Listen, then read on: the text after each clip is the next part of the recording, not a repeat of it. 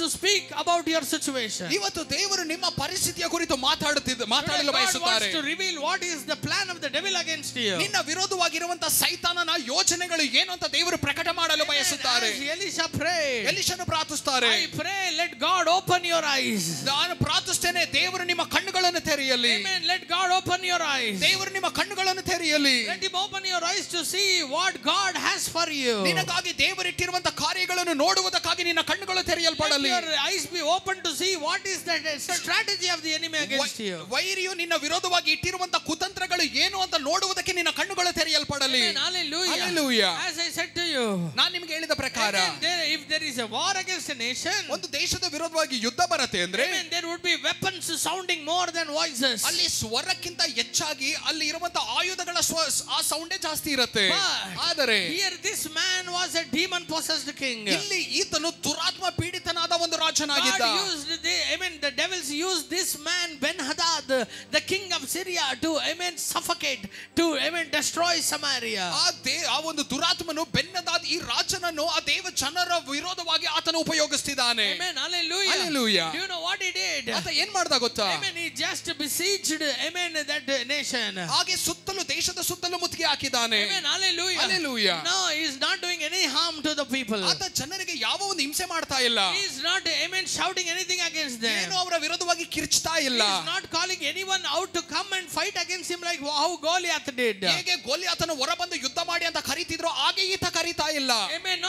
No. ಹಾಗೆ ಇಲ್ಲ. This man was just besieging that nation, that city. ಈ ಒಂದು ರಾಜನು ಹಾಗೆ ದೇಶವನ್ನು ಹಾಗೆ ಮುತ್ತಿಗೆ ಹಾಕಿಟ್ಟಿದ್ದಾನೆ. நான் சொல்லுகிறதை நல்ல கவனிங்க. ಇವತ್ತು ನಾನು ಹೇಳುವುದನ್ನು ಗಮನಿಸಿ. பரிசுத்த ஆவியானவர் சபைக்கு பேசுகிறதை காதுள்ளவர்கள் கேட்க கடவர்கள். ಪವಿತ್ರಾತ್ಮನು ಸಭೆಗೆ ಹೇಳುವುದನ್ನು ಕಿವಿಯುಳ್ಳವನು ಕೇಳಲಿ. The enemy has not come to fight against you. ವೈರಿಯು ನಿನ್ನ ವಿರೋಧವಾಗಿ ಯುದ್ಧ ಮಾಡಲು ಬಂದಿಲ್ಲ.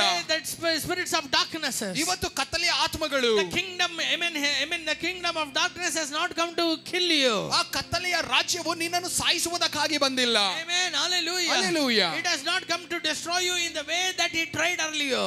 ಅದು ಮುಂಚೆ ನಿನ್ನ ವಿರೋಧವಾಗಿ ಯುದ್ಧ ಮಾಡಿದ ರೀತಿಯಲ್ಲಿ ಈಗ ಅದು ನಿನ್ನ ವಿರೋಧವಾಗಿ ನಾಶಪಡಿಸಲು ಬಂದಿಲ್ಲ. Amen. It has come to destroy you in a different way. ನಿನ್ನನ್ನು ಬೇರೆ ದಾರಿಯಲ್ಲಿ ನಾಶಪಡಿಸುವುದಕ್ಕಾಗಿ ಆತನು ಬಂದಿದ್ದಾನೆ. It has come to destroy you in a very, very cruel way. ಒಂದು ಕಠಿಣ ದಾರಿಯಲ್ಲಿ ನಿನ್ನನ್ನು ನಾಶಪಡಿಸುವುದಕ್ಕಾಗಿ ಈ ಸಾರಿ ಆತನು ಬಂದಿದ್ದಾನೆ. Hallelujah. Hallelujah. How is that? ಅದು ಹೇಗೆ ಸಾಧ್ಯ? Amen. The Bible says, ಸತ್ಯವೇದ ಹೇಳುತ್ತೆ, amen, if the nation is surrounded by the enemies, ದೇಶ ಸುತ್ತಲೂ ವೈರಿಗಳಿಂದ ಮುಚ್ಚಲ್ಪಟ್ಟಿದ್ರೆ, amen, no help comes from outside. ಯಾವ ಸಹಾಯವು ಹೊರಗಡೆಯಿಂದ ಬರಲ್ಲ. சொல்றதை நல்ல ಮೊದಲು ಗಮನಿங்க. ನಾನು ಹೇಳುವುದನ್ನು ಚೆನ್ನಾಗಿ ಗಮನಿಸಿ. Samaria was surrounded by the Syrian army. ಈ ಒಂದು ಸಿರಿಯಾ ದೇಶದ ಒಂದು ಆರ್ಮಿಯಿಂದ ಈ ಸಮಾರಿಯ ಸುತ್ತಲೂ ಮುತ್ತಿಗೆ ಹಾಕಲ್ಪಟ್ಟಿದ್ದಾಗ, amen, Samaritans cannot get anything from outside. ಸಮಾರ್ಯಗೆ ಹೊರಗಡೆಯಿಂದ ಯಾವ ಒಂದು ಸಹಾಯವನ್ನು ಸಿಗುವುದಿಲ್ಲ. No nation can come and help them. ಯಾವ ದೇಶನು ಬಂದು ಸಹಾಯ ಮಾಡಕ್ಕಾಗಲ್ಲ. No needs can be met. No business is done outside. ಯಾವ ಒಂದು ವ್ಯಾಪಾರಗಳು ಕೂಡ ಮಾಡುವುದಕ್ಕೆ ಸಾಧ್ಯವಿಲ್ಲ. Today I am telling you, ಇವತ್ತು ನಿಮಗೆ ನಾನು ಹೇಳ್ತೇನೆ, is your business affected today? ಇವತ್ತು ನಿಮ್ಮ ವ್ಯಾಪಾರಗಳಿಗೆ ಎಫೆಕ್ಟ್ ಆಗಿದೆಯಾ?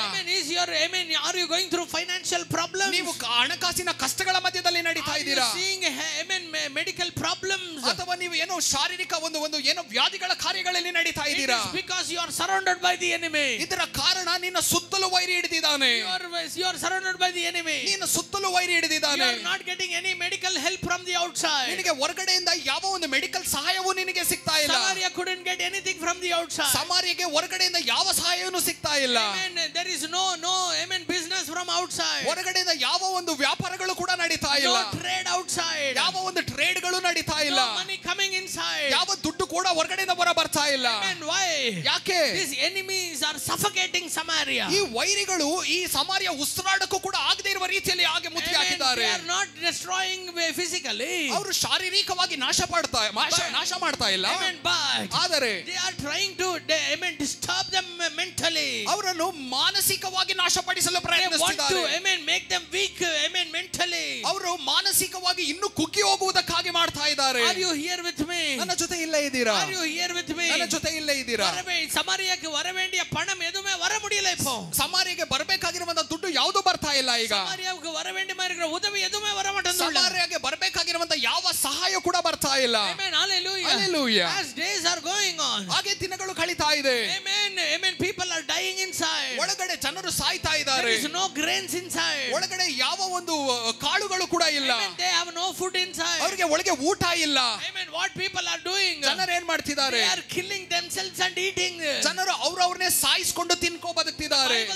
ಸತ್ಯವೇದ ಹೇಳುತ್ತೆ. Two women decided to kill their children and eat. ಎರಡು ಸ್ತ್ರೀಗಳು ಅವರು ಮಾತಾಡ್ಕೊಳ್ತಾರೆ ಏನು ಅಂದ್ರೆ ನನ್ನ ಮಕ್ಕಳನ್ನು ಇವತ್ತು ನಾ ಸಾಯಿಸಿ ಇವತ್ತು ನಾವು ತಿನ್ನೋಣ. Amen. Hallelujah. Hallelujah. Amen. The Bible says. ಸತ್ಯವೇದ ಹೇಳುತ್ತೆ. When king heard, amen, that ರಾಜನು ಇದನ್ನು ಕೇಳಿದಾಗ he tore his clothes and cried. ಆತನ ವಸ್ತ್ರವನ್ನು ಹರಿದು ಅಳ್ತಾನೆ. Amen. ನಾನು சொல்றது புரியுதுங்களா? ನಾ ಹೇಳೋದು ಅರ್ಥ ಆಗ್ತಿದೆಯಾ? When enemy, amen, encamps outside. ಹೊರಗಡೆ ಸುತ್ತಲೂ ವೈರಿಯು ಆವರಿಸಿಕೊಂಡಿರುವಾಗ, when enemy besieges outside, ವೈರಿಯು ಹಾಗೆ ಸುತ್ತಲೂ ಮುತ್ತಿಗೆ ಹಾಕಿರುವಾಗ, the problem will be, ಸಮಸ್ಯೆ ಏನಂದ್ರೆ no help comes to you. ಹೊರಗಡೆಯಿಂದ ಯಾವ ಸಹಾಯನೂ I ನಿಮಗೆ am ಬರಲ್ಲ. not speaking the problem of Samaria today. I am speaking your problem. ನಾನು ಸಮಾರ್ಯದ ಸಮಸ್ಯೆ ಕುರಿತು ಮಾತಾಡ್ತಿಲ್ಲ, ನಿನ್ನ ಸಮಸ್ಯೆ ಕುರಿತು ಮಾತಾಡ್ತಿದ್ದೇನೆ. இப்படி இருக்கல ಬ್ರದರ್. ಬ್ರದರ್ ಹೀಗೆ ಇರಲಿಲ್ಲ. கேட்டபோதே காசு வந்துரும் ಬ್ರದರ್. ನಾನು ಕೇಳಿದಾಗಲೇ ನನಗೆ ದುಡ್ಡು ಬರ್ತಾ ಇತ್ತು. ಆಮೆನ್. ಕೊಂಚம் ಆಮೆನ್ ಕೇட்ட உடனே வேலை கிடைச்சிரும் ಬ್ರದರ್. ನಾನು ಸ್ವಲ್ಪ ಕೇಳಿದ ತಕ್ಷಣ ನನಗೆ ಕೆಲಸ ಸಿಗ್ತಾ ಇತ್ತು. ಕೇட்ட உடனே எனக்கு ಎಲ್ಲ ಉದವಿ வந்துரும். ಕೇಳಿದ ತಕ್ಷಣ ನನಗೆ ಸಹಾಯ ಬರ್ತಾ ಇತ್ತು. Today it is not like that. ಆದ್ರೆ ಇವತ್ತು ಪರಿಸ್ಥಿತಿ ಆಗಿಲ್ಲ.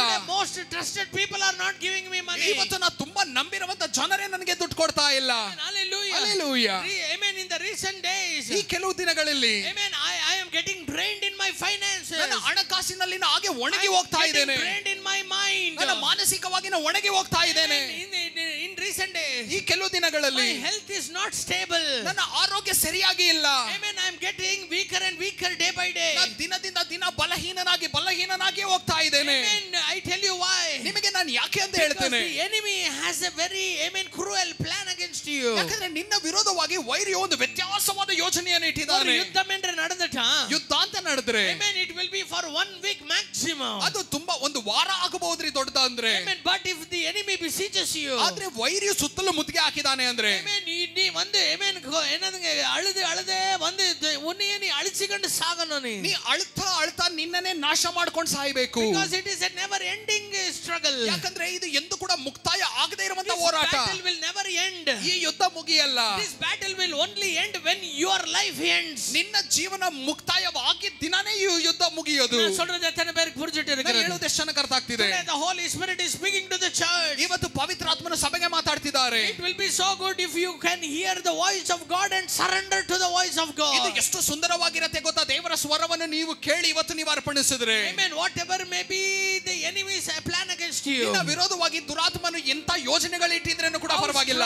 the enemy would have covered you like a wall. ಎಷ್ಟು ಬಲವಾಗಿ ಒಂದು ಗೋಡೆಯ ರೀತಿಯಲ್ಲಿ ವೈರಿ ನಿನ್ನ ಸುತ್ತಲೂ ಹಿಡಿದಿದ್ರೇನು ಕೂಡ ಪರವಾಗಿಲ್ಲ. But I tell you as a prophet of God, ದೇವರ ಪ್ರವಾದಿಯಾಗಿ ನಾನು ನಿನಗೆ ಹೇಳ್ತೇನೆ, God still has a way out for you. ದೇವರು ನಿನ್ನನ್ನು ಹೊರ ತರುವುದಕ್ಕೆ ಇನ್ನೂ ದಾರಿಯನ್ನು ಇಟ್ಟಿದ್ದಾರೆ. He has kept a way open for you. ನಿನಗಾಗಿ ದೇವರು ಇನ್ನೂ ದಾರಿಯನ್ನು ತೆರೆದಿಟ್ಟಿದ್ದಾರೆ.